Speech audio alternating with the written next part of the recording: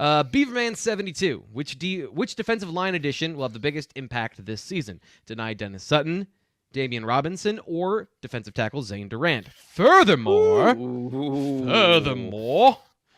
the aforementioned players have the potential to provide depth that was missing last year, particularly Dennis-Sutton and Robinson at the edge position? Nate, this is a great question. You're bringing the heat today. What do you think? It is. All right, well, let's start by you educating me. Okay.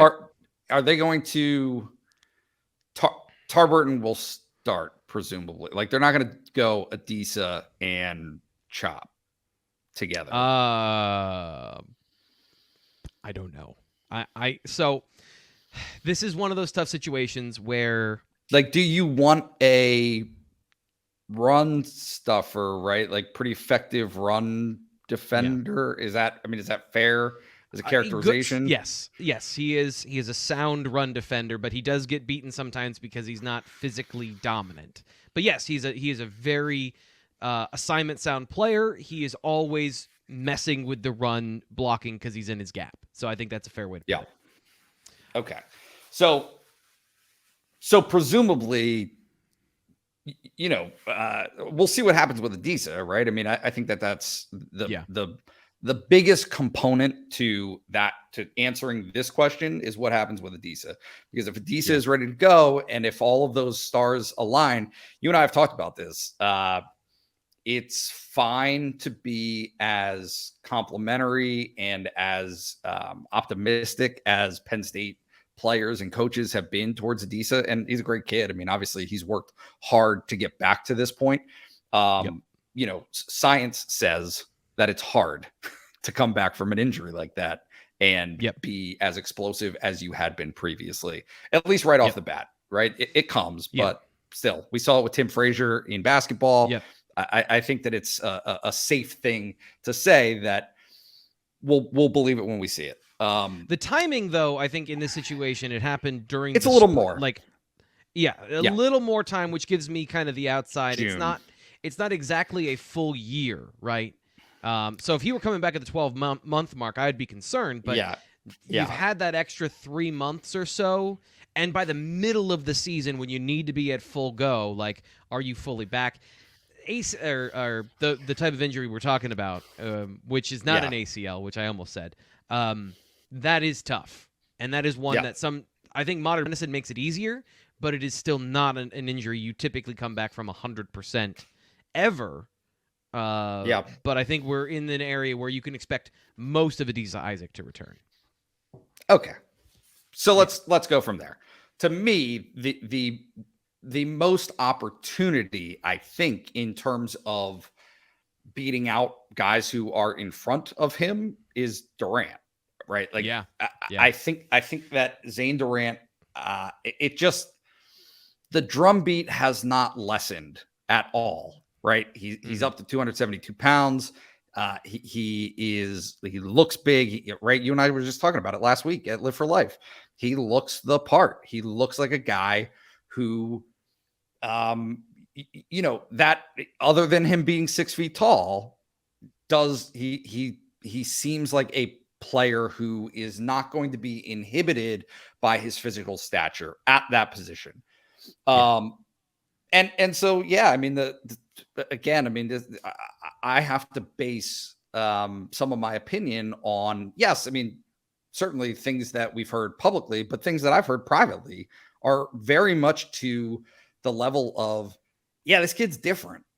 He just is. He brings something to the table that Penn State does not have, and more important, not only does it not have it, but it needs it. And so if he can do those things, I think that there's a real opportunity for him, to be the most impactful of those three. Though I would probably argue that all three of those guys are going to make a big dent this season. Yeah.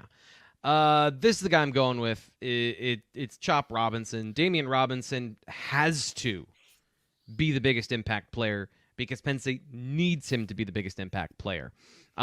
We've talked about this a bunch of different times. Like, if you have a truly dominant 3 technique any truly dominant player in college football, if you're that much better than the competition, there is a gulf in talent at this level.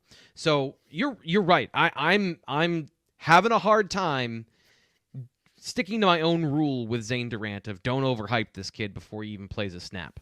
Because it is, like, going back to his film in high school, it is different. I've never seen a defensive tackle play running back and up back before on punt returns. And, like, we're going to give that guy the ball.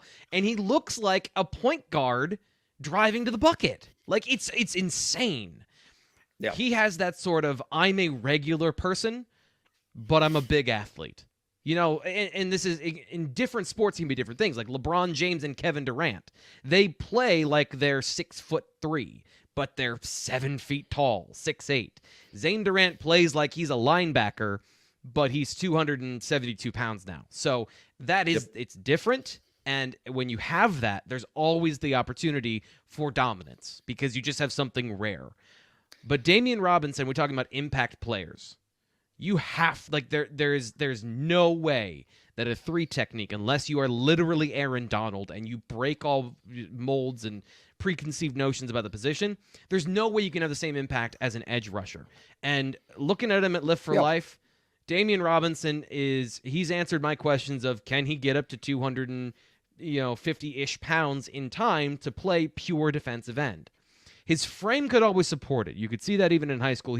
Look at the shoulders on this guy, right? He's all strapped up, his traps, everything. Like, he's good. Look good in T-shirt, but he looks like he's physically ready to go. So then the question becomes, like, you're right, opportunity. Is he behind Adisa Isaac? Is the rotation going to be Isaac and Robinson and then Tarburton and Dennis-Sutton? Is that going to be the rotation, or are you going to have Adisa Isaac, and then on third down you have your pass rushing package? Because there's a bunch of different ways you can go with that, and to me the impact is pass rush. It's pass rush because of Manny Diaz and the run stuffing thing. Dani Dennis-Sutton, he's going to be a good run defender, but I honestly don't care. I don't care about that when we're talking about impact. So to me, it has to be Chop Robinson because he's older. He has elite athleticism and bend. He can be one of the best pass rushers Penn State's put through in a long. Like, he could be just as good as Odafe Owe, and as he could be probably better because he's bigger than a guy like Arnold Ebiketie, even though Ebiketie was just unreal in his technique. So it has to be Robinson to me. Put it this way. If Penn State's defensive line is going to meet or exceed previous expectations from that unit, it's been pretty strong for really a range of years now.